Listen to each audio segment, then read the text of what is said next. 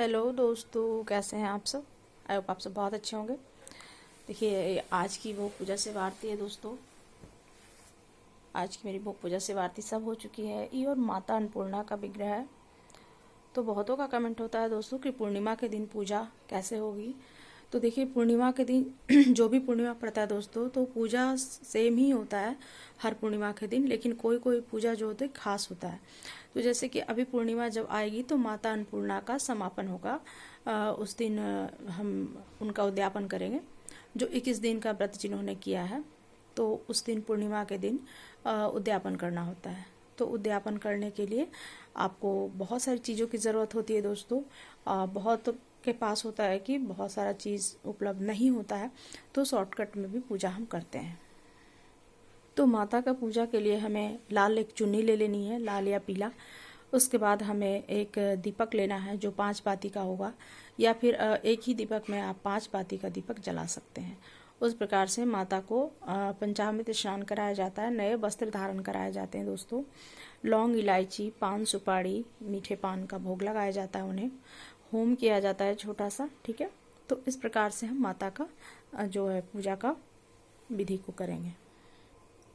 तो पूर्णिमा की पूजा करने के लिए हमें इन चीज़ों की ज़रूरत होती है। धूप, गंध, चावल, फूल, पुष्प जो भी होता है, पान के पत्ते, मीठे बने हुए पान, फल, नैवेद्य जो भी होता है वो आपको ज़रूरत पड़ेगा। पंचमेवा का भोग लगाना भी ज़रूरी होता है और पंचामृत से स्नान करवाना भी ज़रूरी होता है, क्योंकि पूर्णिमा को पंचामृत स्नान कराना बहुत विशेष होता है दोस्तों। क्योंकि पूर्णिमा के दिन हम भोलेनाथ को भी पंचामृत स्नान करवाते हैं, राधा कृष्ण को भी करवाते हैं, है ना। तो उसी प्रकार से मां अन्नपूर्णा का भी उस दिन भी पंचामृत स्नान होगा। पंचो उपचार से उनकी पूजा की जाएगी।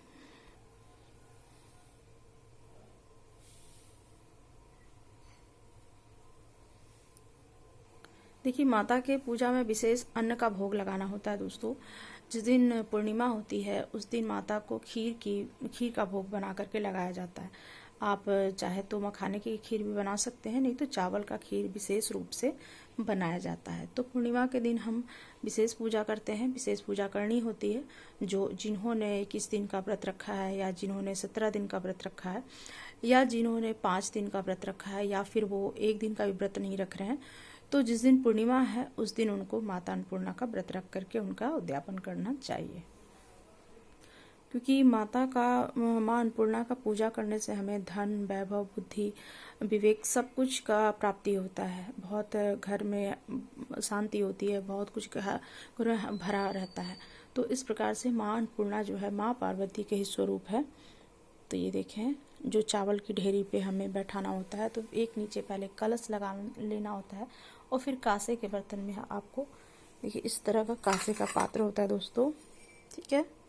कांसे का पात्र नहीं है तो पीतल का भी आप ले सकते हैं, पीतल का नहीं है तो चांदी का भी आप ले सकते हैं। जिस प्रकार से आपके पास सुविधा है उस प्रकार से आप ले सकते हैं। तो माता को सबसे पहले हमें कलश लगा लेना है। कलश लगाने के बाद उसमें कांसे के बर्तन में या चांदी के बर्तन पात्र में उन्हें चावल भर के, देखिए इसमें इस प्रकार से चावल भरा हुआ, तो चावल भर के मां अन्नपूर्णा को बैठा लेना है, ठीक है। पहले उन्हें विराजित करने से पहले हमें उनका पंचोपचार पूजा करना है। पूजा में विशेष क्या है, पूजा में विशेष क्या करना है दोस्तों, तो माता को सबसे पहले हमें पंचामृत स्नान करा लेना है। पंचामृत स्नान कराने के बाद उन्हें साफ नए वस्त्र नहीं है तो साफ धुले वस्त्र भी पहना सकते हैं। वस्त्र के रूप में हमें कलावा चढ़ाना है।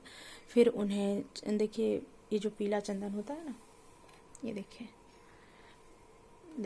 माता को पीला चंदन और कुमकुम बहुत ही पसंद है। तो पीला चंदन से उनका पहले श्रृंगार होता है, उसमें थोड़ी हल्दी लगा ले, मिला ले, और उसके बाद माता का श्रृंगार करें। फिर कुमकुम से उनका श्रृंगार करें। उसके बाद पंचोपचार पूजा होगा। धूप, दीप, नैवेद्य जो भी चढ़ाना है आपको चढ़ाए, पुंगी फलम समर्पयामि करके। देखिए, दीपक का भी उस दिन विशेष महत्व होता है। जैसे कि तृतीया के दिन 3 दीपक जलाने होते हैं, चतुर्दशी के दिन 4 दीपक, और पंचमी के दिन हमें 5 दीपक का महत्व है। तो दीपक सबसे बड़ा महत्व होता है दीपक का, क्योंकि दीपक हमारे पूजा का साक्षी होता है दोस्तों, और पूजा मेरा संपूर्ण करने में मदद करता है। तो बिना किसी चीज़ का साक्षी रखे हुए हम पूजा करते हैं तो वो मेरा पूजा का पूरा फल हमें नहीं मिलता है। तो इसलिए हमें पूजा का पूरा फल मिलने के लिए हमें दीपक जलाना आवश्यक होता है, होम करना आवश्यक होता है, और दान करना भी आवश्यक होता है। देखिए, उस दिन हमें पूर्णिमा के दिन क्या दान करना है। दान तो देखिए दोस्तों हम अपने सामर्थ्य के अनुसार से ही करते हैं, जितना हमारे पास उपलब्ध है उसी प्रकार से हम दान करेंगे। लेकिन पूर्णिमा के दिन ये अन्न का दान करना ज़रूरी होता है और तिल का दान भी करना ज़रूरी होता है। तो उस दिन आप उजले तिल का दान करें, गुड़ से बनी हुई मिठाई दान करें, उजले तिल का दान करें। विशेष रूप से चावल का दान कर सकते हैं। और चंद्रमा की भी विशेष पूजा की जाती है। देखिए पूर्णिमा के दिन तो हम हर पूर्णिमा के दिन आप चंद्रमा का पूजा करते हैं, कर सकते हैं, करनी चाहिए, ठीक है। जो भी हर पूर्णिमा, बहुत लोग होते हैं कि हर पूर्णिमा का व्रत भी करते हैं, लेकिन हम अगर व्रत नहीं कर पा रहे हैं किसी कारणवश, तो भी हम कम से कम संध्या के समय चांद को दीपक जरूर दिखाएं, दीपक जरूर जलाएं, एक छोटा सा होम जरूर करें। तो पूर्णिमा के दिन 2-4 बात का ध्यान रखते हुए आप अपनी पूजा को पूर्ण करें और माता को विराजमान करें, ठीक है। तो उस दिन समापन होगा पूजा का।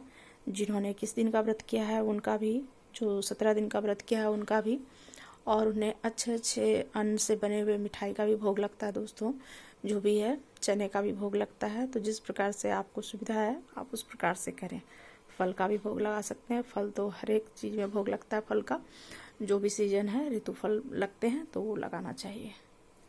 तो आज सबसे पहले उठ करके अपने घर की साफ सफाई कर लें, उसके बाद भगवान गणेश जी की पूजा कर लें, और पूजा करने के बाद सभी देवी देवता का पूजा करने के बाद फिर माता का विशेष रूप से पूजा करें। उन्हें पंचामृत स्नान करवा लें, नए वस्त्र पहना लें, धुले वस्त्र पहना लें, मौली धागा का वस्त्र चढ़ा लें, फिर दीप धूप नैवेद्य जो भी है वो कर लें। फिर हमें दान की सामग्री को निकालना है।